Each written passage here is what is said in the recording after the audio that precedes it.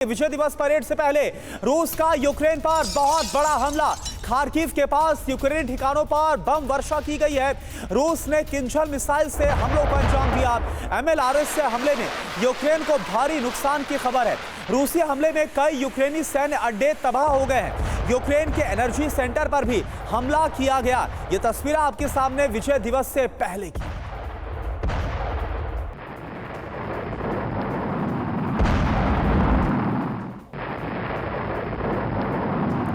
और देखिए, इस पर हम बातचीत करते हैं। इस वक्त हमारे साथ हमारे दो सहयोगी सुमित चौधरी और मनीष झा भी हमारे साथ मौजूद है स्टूडियो में। सुमित, मैं सबसे पहले आपका रुख कर रहा हूं। जिस तरह से व्लादिमीर पुतिन का संकल्प, जिसका भी हमने जिक्र किया, और इसके साथ साथ ये तस्वीरें क्या बतला रहा है, आखिर क्या करने वाले हैं पुतिन? देखिए, पुतिन का मकसद और उनका विजन बिल्कुल क्लियर है। वो किसी भी तरीके से नाटो से आ रही सारी थ्रेट को, या फिर लगातार जो उनको आप कह सकते हैं कि नाटो की तरफ से जो थ्रेट आ रही है, उनको न्यूट्रलाइज कर देंगे। और ये इसलिए भी जरूरी है क्योंकि ये युद्ध अब अपने उस चरम पर पहुंच चुका है जहां पर अब रूस के लिए जरूरी हो चुका है कि यूक्रेन के ना सिर्फ इन सभी लास्ट के बचे हुए ठिकानों को, आर्मी बेसेस को, उसकी रसद की लाइनों को इतने अच्छे तरीके से काट देना कि उसको लंबा वक्त लगे, क्योंकि अब ये जरूरी है रूस के लिए, क्योंकि अब इंटरनल चीजें जो हैं वो व्लादिमीर पुतिन ने सेटल कर लिया। इलेक्शन खत्म हो चुका है। अब लगातार उनका फोकस सिर्फ और सिर्फ यूक्रेन इलाके को सेटल करना। और सबसे इंपॉर्टेंट बात ये, नाटो के साथ लगातार उनकी आवाजें उठ रही हैं रूस के खिलाफ, उनको भी दबा देना है। यही है अभी रूस का पूरा मकसद या पूरा प्लान। बड़ी बात आप कह रहे हैं। और इस बीच बता दें आपको, पुतिन की 5वीं बार शपथ के बाद आज रूस की विजय दिवस परेड है। दुनिया को अपनी ताकत इस बीच दिखाएगा रशिया। विजय दिवस परेड से पहले रूस ने शक्तिशाली हथियार दिखाए, विदेशी टैंक, परमाणु मिसाइल से भी शक्ति प्रदर्शन।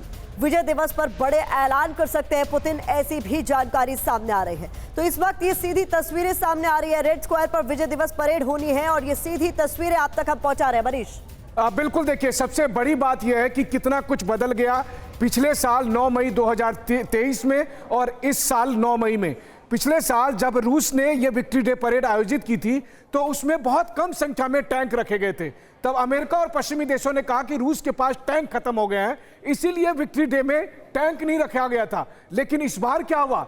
इस बार मॉस्को की सड़कों पर अमेरिका और पश्चिमी देशों के टैंक हैं, वो टैंक जिसे बीते 1 साल में रूस ने लड़ाई में कब्जा किया है और उसे मॉस्को में प्रदर्शन किया जा रहा है। यानी रूस अपनी ताकत तो दिखा ही रहा है, अपनी ताकत में अपने हथियार भी दिखा रहा है, और साथ ही साथ अमेरिका और पश्चिमी देशों के वो हथियार, वो टैंक और दूसरे हथियार दिखा रहा है जिसे उन्होंने कब्जा किया है। तो इस साल के विक्ट्री डे परेड और पिछले साल के विक्ट्री डे परेड में एक बड़ा भारी अंतर आ गया है। अब रूस में, क्रेमलिन को और पुतिन के पास एक कॉन्फिडेंस है, और उसी कॉन्फिडेंस के तहत आज के बाद आप देखेंगे कि रूस किस तरह से यूक्रेन में और अधिक हमलावर होगा और अधिक एग्रेसिव होगा, और नाटो के लिए बड़ी चुनौती देने वाला है। जी।